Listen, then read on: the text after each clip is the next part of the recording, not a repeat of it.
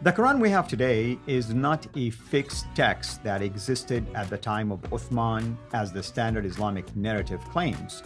The hidden text of the Sana palimpsest reveals the truth that lies underneath this claim.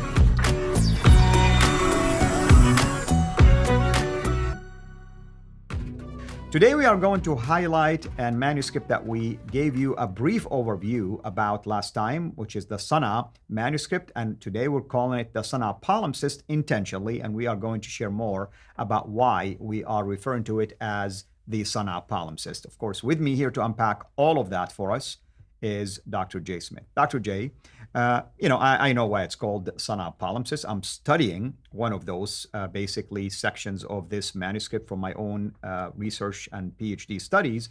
But if you would like just to give our viewers a brief background about why this particular one is called a palimpsest. Well, let's just go ahead and look at the slide. When we look at the slide, we'll see it right here.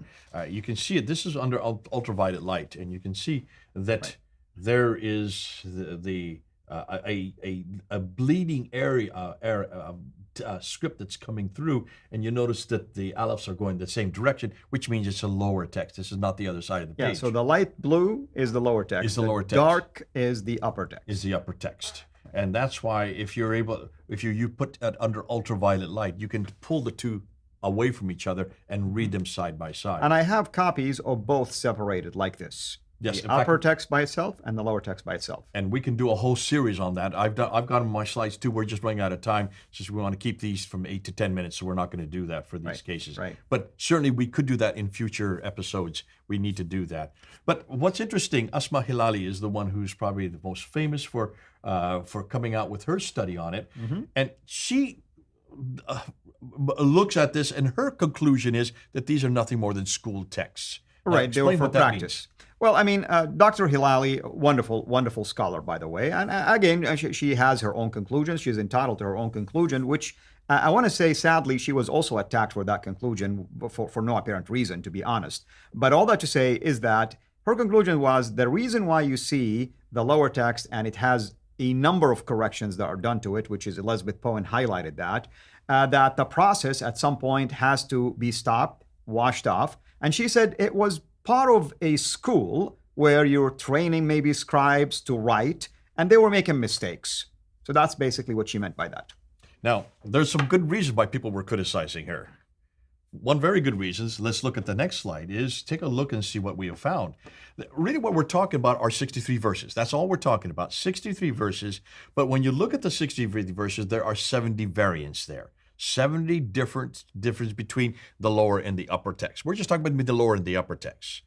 There are verbs and nouns 25 times. They have different verbs and nouns 25 times. They have articles, participles, conjunctions that are different. Prepositions, isolated letters 29 times where you see these instances, as well as expressions.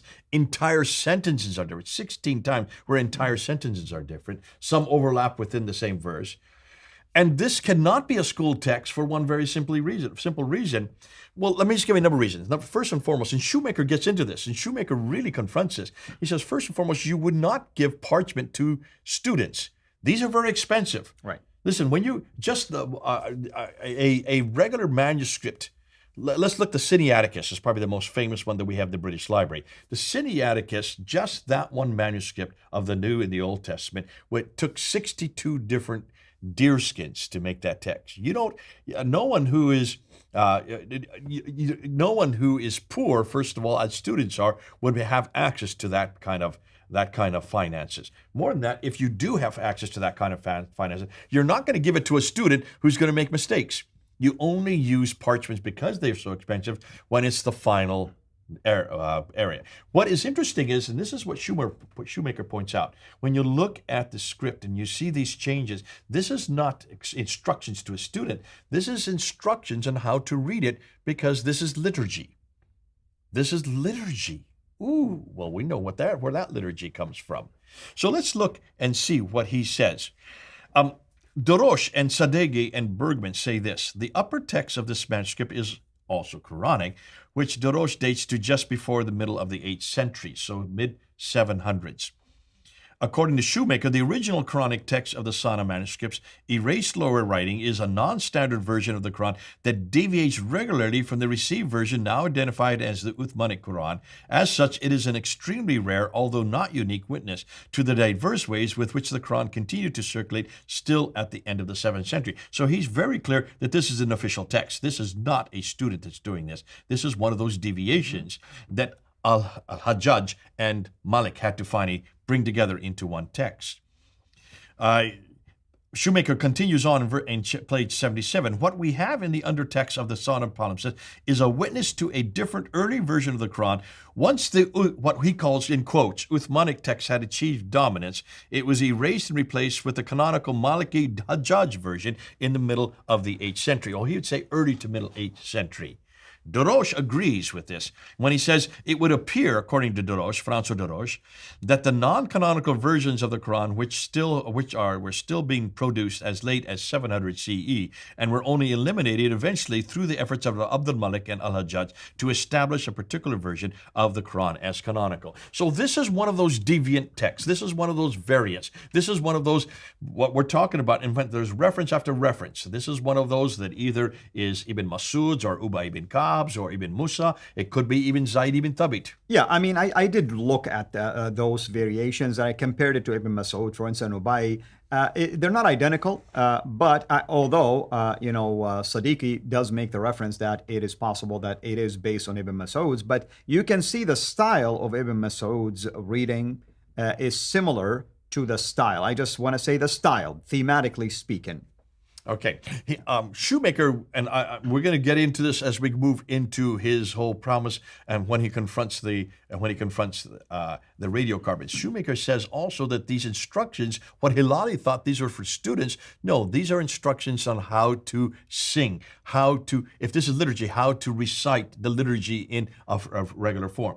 That liturgy were actually Christian texts that were then borrowed and brought forward. So he does refer to this later on. We'll get into that once we get to that episode. Right. I mean, which instructions is he referring to? The one by chapter 9? Is that what he referred to as an instruction? These instructions that you see that are on the lower layer of the Sana manuscript. Well, there's only one instruction that I'm aware of. That instruction is what he's referring to then. Yeah, well, Dr. Poen will disagree with him because it's actually identifying the end of the previous chapter. That's another view, by the way, just letting you know. Okay, yeah. Interesting. All right, now what we're going to do now in the next episode is probably one of the most exciting ones, and that is the greatest manuscript that has appeared in our lifetime, and that's the Birmingham Folios. We've got to unpack that one because, to me, that is the one the Muslims quote more than any other. And when are we going to talk about the dating also, carbon dating? We're going to talk about that later in the episodes as we go through with these. Wonderful. Thank you so much. Thank you, everyone, for joining us. Tune in, of course, for the next episode. Until then, have a blessed day.